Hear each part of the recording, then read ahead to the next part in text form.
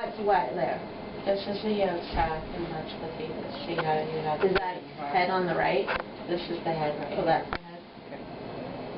Oh, there's a little heart.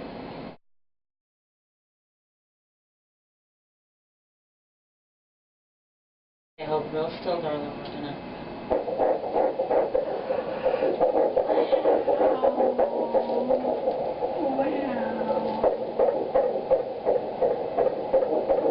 When it gets quiet, it's because I accidentally am moving it out of the range. So.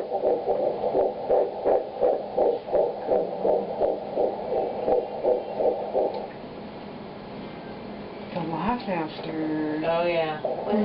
176. Yay!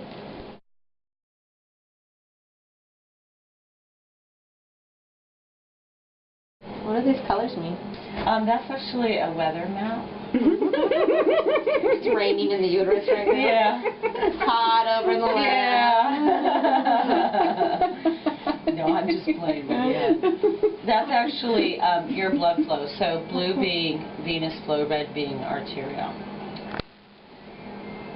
Kind of cool, huh? It's very cool. Mm. I don't really think about there being blood flow in my abdomen, but there must be.